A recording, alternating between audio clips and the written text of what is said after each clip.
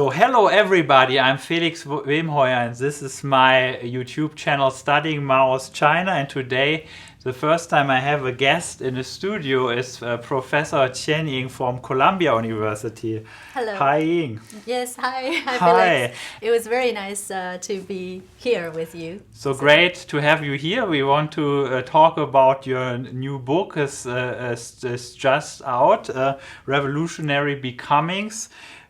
Documentary Media in 20th Century China, and Ying is an associate professor at the Department for East Asian Languages and Cultures at Columbia University.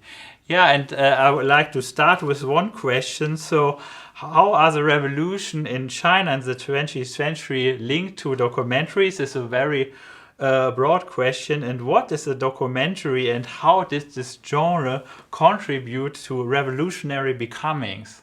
Mm-hmm.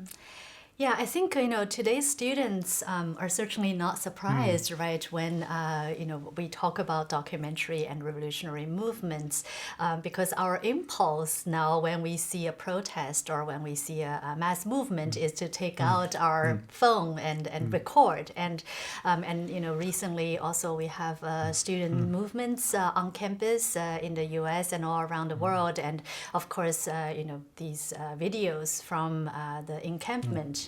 Was a very important part of the media, event of these movements. You wanted me to define documentary. Yeah, maybe right? if you can give a short definition. Yeah. Yeah, but this is a very hard task, because film scholars have talked about how documentaries are notoriously difficult to define, and partly because documentary and feature films they arise, they kind of emerged together, and they learn from each other of the creative strategies from each other. But of course, I also believe that documentaries do have some shared qualities. For example, most of the times they're shot on location, and so on location shooting, and what that means is a important part to the book, because once you start to shoot on location, you have to think about the questions of access and the question of control, and all of these have to do with power dynamics on the ground. Documentaries are also produced quickly, and so the speediness of it, that makes documentary an important medium to magnify what just gets erupted, right? And so that's why it's so much part of the revolutionary process, because it's constantly following the newest developments and giving it inscription. Also, documentaries tend to have people who act themselves, so not using professional actors, even though in the book there are several cases where professional actors are used deliberately. So then when you have people act themselves, then the question becomes whose script, what kind of power relationships give shape to to the images, and so that also again figures into documentaries' crafting of political relations. Yeah, I think you also give the example that in colonial Shanghai, like Chinese could not freely move around in the city and just set up a camera and make their documentaries as an example for like a power relation and access to space, right? Yes. So the omnipresent cinematographer, who goes around the world and films in war zones, or film news films, for example, this requires a lot of infrastructure and privilege. And so, yes, Chinese filmmakers in early 20th century problematized this way of making films, and then they, really asked themselves what it meant to film within the limits of, their lack of privileges. Yes. Yes, also quite interesting. You start also your book with the example of the first Sino-Japanese War of 1895 as one of the big media events. And in your book are many other examples for documentaries about war. For example, the anti-Japanese war during World War II, or then the Korean War. So it seems that in 20th century Chinese history's war and revolution is closely linked. In the title of your book, you only have revolutions, but but not war. But I like to ask you, which impact had these close connections between war and revolution on the form and the content of documentaries? War created the imperative of propaganda, right? And also war reality was not stable during wartime, because the wartime was constantly, it's actually a contestation of what reality on the ground, it's the contestation over that reality.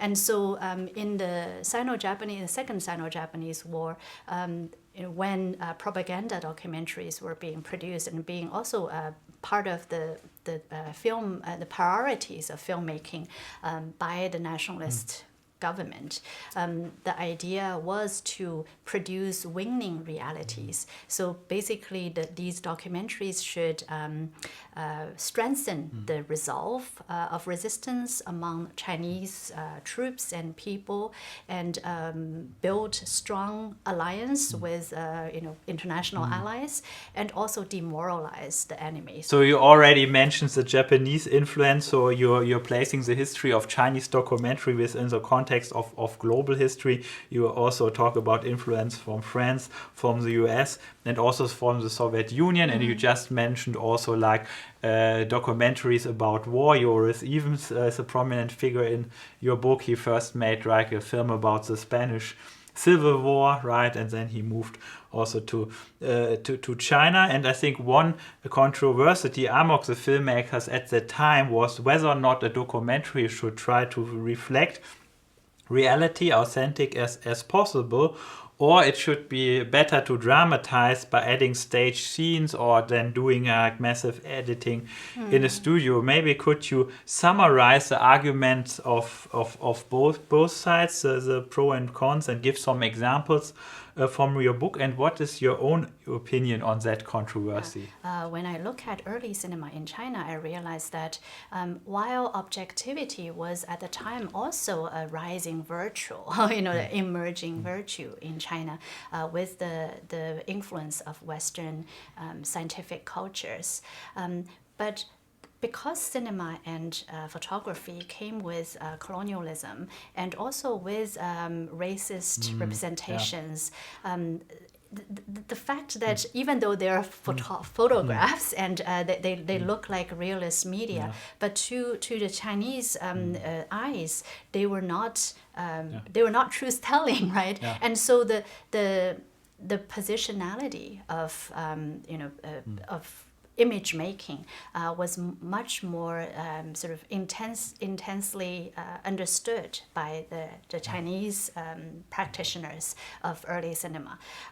So, for example, we talked about how in the colonial period, in the semi-colony of Shanghai, Chinese filmmakers could not get to certain places to film, especially during war or during like workers' uprisings, for example. So during 1932, the Shanghai bombing, Japanese army's bombing of Shanghai, docu-fictions were made, for example, to capture the reality, right, for the city at that time, because the filmmakers simply could not get enough footage of the actuality. So docu-fiction actually became a truer record. Another consideration was that reality was often unfolding. Whether in the revolutionary process, it's a huge transformation of the society. So reality is unfolding, or in a war, during the wartime, the reality at the front was constantly changing. So documentary then became part of the change. So instead of documentary capturing a static reality, documentary was envisioned by Chinese practitioners as a force to usher in a certain reality or to move the reality to a certain direction.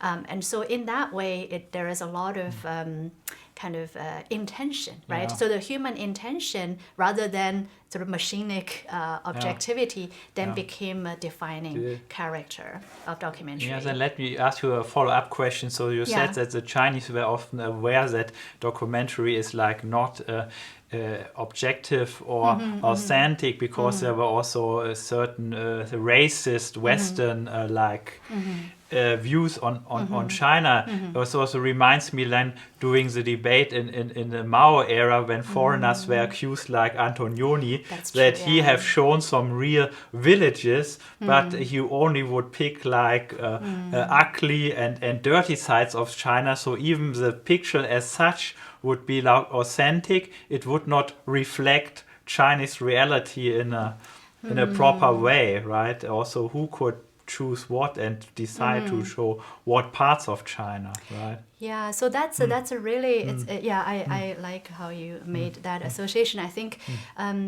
and that's part of the reason why the reaction was so strong. And I think Jaylee has also written about it in her book.